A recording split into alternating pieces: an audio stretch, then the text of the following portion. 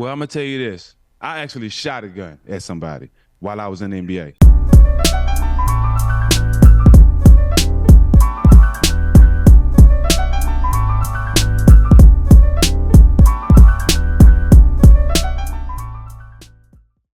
What's going on there, guys? We back with another one, and today we got to talk about Stephen Jackson and his take. He's been Ja's biggest supporter throughout the midst of all of this. Now, Ja's back on the court and everything, but he went on the I Am Athlete podcast and he talked with Brandon Marshall and Ashley Nicole Moss, and Brandon Marshall actually gave him some pushback on his takes because Stephen Jackson was saying that he didn't need to go talk to anyone after these things happen, and he even revealed some of the things he'd been through, most notably the Malice in the Palace, and ironically a situation when he was playing with the Indiana Pacers, which is the team Ja had the laser pointed at.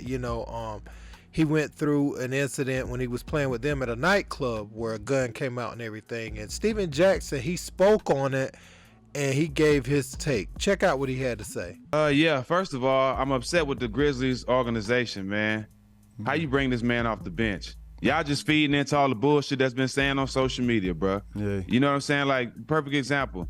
They said he had to go talk to somebody. He really didn't need to go talk to nobody about no shit like that, because they can understand he had an alcohol problem. That boy didn't have no alcohol problem. He made a mistake, bro. He was having a good time and made a mistake. Leave that alone. We're going to continue this video, but one thing I would like for Stat to keep in mind is that optics is everything, and in this day and age, with camera phones and everything, and honestly, Ja kind of did some of this to himself, recording himself live. Those things live in infamy, so all eyes is on the organization to see what type of action is going to be taken to make sure these type of things don't happen again. Now, for him to come back after the suspension and you don't start him, that says a lot about the coach, man, because if I was the coach, I'd be more behind my star player. I know you already been through a lot. Why would I bring you off the bench? You know what I'm saying? Are you still a leader of this team? And I want to continue. I want to support you and make you feel like that. I thought that was kind of low by the team not to start him. You know what I'm saying? Because a player of that caliber, well, I don't care what they go through. When they come back, it's still their team. You start that guy. That's one thing. So a few things with that. With him coming back, the team at least wanted to give off the illusion that he's earning his spot back in the starting lineup. They're trying to make it as if it's bigger than basketball. Everybody knows Ja's the starting point guard, and it's likely only one game. So they want to give off the illusion that he's working to get that position back, which is a good move, good PR move, right? And also, it could be another thing. They could have simply just wanted him to get his standing ovation during the game when he comes in. See, if he starts, he doesn't get that moment where the crowd starts to liven up when he walks to the scorer's table, and then whenever he officially checks in the game, he gets that standing ovation. He needed that, so that's kind of how I looked at that. Well, I'm gonna tell you this. I actually shot a gun at somebody while I was in the NBA. I actually been in a fight in the stands and got suspended and lost $3 million. I didn't just show it. I actually shot it. When I got in trouble, I was with the Indiana Pacers. Donnie Walsh, Larry Bird, that organization, yeah, we had conversations behind closed doors. But publicly, when people asked him about why did I run behind Braun and help him in the stands, Donnie Walsh straight up defended me and went to a situation where my older brother got killed and I was a couple of blocks away. So, Stack, I 1000% get what you're saying. I did worse than Ja. I actually shot the gun. At the same time, that footage, we've never seen the footage of you shooting a gun, and that's the point. The consumer, which is us, the fans, we didn't see that, and we're not looking to the organization to see what happens. We heard about it. It's always different to hear about something than to see it with your own two eyes. So yes, that's why Ja got more backlash with it. And even you got y'all had suspensions and different things for some of the things you were involved in, but they didn't have to deal with as much of the public backlash because there wasn't video. You got to understand me to know why I'm so loyal. So a lot of those things that could have went south, Donnie Walsh and Larry Bird stood behind me because they knew why I was standing up and why I did the things that I did. And when it came to basketball, They didn't want to trade me to Golden State. Me being in those situations, I put them in a bad situation, so they had to trade me, so I understood that. But publicly, they never belittled me in any type of way. If you don't have him come off the bench this first game or two back, then all you're doing is entertaining the bullshit. So this is them trying to course correct in my mind. Look, if we actually do the right things right now, we're going to prevent X, Y, and Z happening 2 years from now, 3 years from now. If you want to see the full interview, go to I Am Athlete. I'm going to put the link in the description box to this full interview. We all know Brandon Marshall has had his own incidents back in Denver too. I mean, somebody that was with him ended up getting shot at a New Year's Eve party and died. So it was, and that was when he was playing with the Broncos. So he's been in those situations that Steven Jackson's talking about too. And there was a fatality, you know, while he was a pro player, like it could have been when Steven Jackson was out there in Indiana, you know what I'm saying, at that nightclub, whatever that situation was there, where he ended up having to shoot up in the air.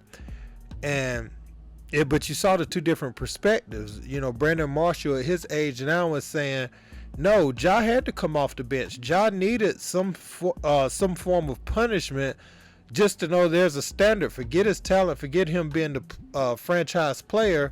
There just has to be some accountability there. And Steven Jackson, I guess I just don't know exactly what Steven Jackson wanted to happen with Ja. Of course he wasn't going to start coming back. Of course they were going to send him to talk to someone. I mean, I think the argument, the way people's looking at it, they think it's a slap on the wrist because Ja wasn't in Florida, you know, for a couple days, and then he was back all of a sudden. So it looked more like a media play, just to say, look, we sent him here, see y'all, we sent him, he went, he got counseling. It looked like that's what they were saying to the fans rather than him getting real help. So this all looks calculated to me. So I don't feel like he even had to go do much of anything. I mean, he said it's an ongoing process. We'll see what comes of it, but I just can't understand what Steven Jackson wants. Now, Steven Jackson, his point though, and my point of this video, when he said that he shot a gun when he was in the NBA at somebody, he didn't just show it.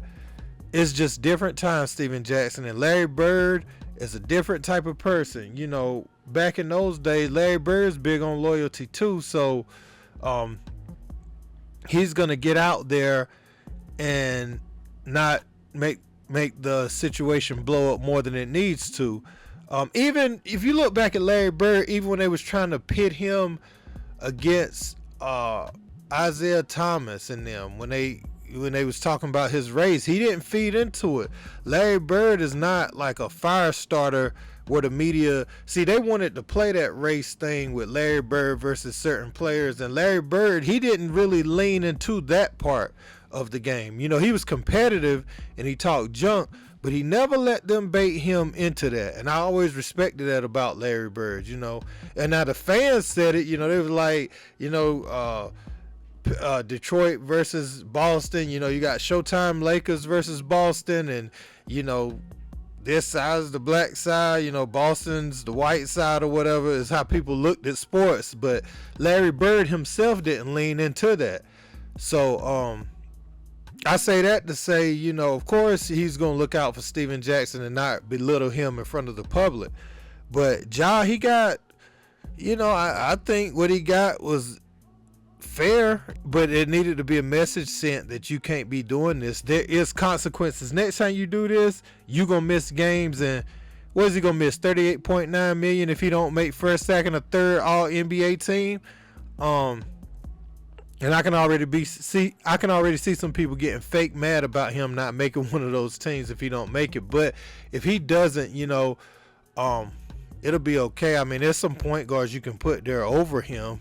I mean, you know, Ja, he's been out. I mean, you look at somebody like, I mean, it depends on who you put at the point guard position. You know, Steph is going to get a default spot on one of the three teams. You got Shea Gilgeous, you got Fox. It could be like, that could be it right there. You know, Ja don't have to necessarily make it this year. Those guys been balling. And let's not leave out Jalen Brunson. He can go there too. So you got other point guards that can fill those spots on those 3 teams. And I think after the events that we saw, with it being close, with Ja being on the level of those guys, it's just the NBA is just probably going to move in that direction. Only thing that'll look crazy though is an All-Star game starter not being on none of the all NBA teams, but we'll know why that is. If he doesn't. But let me know what you guys think in the comments about all this, man.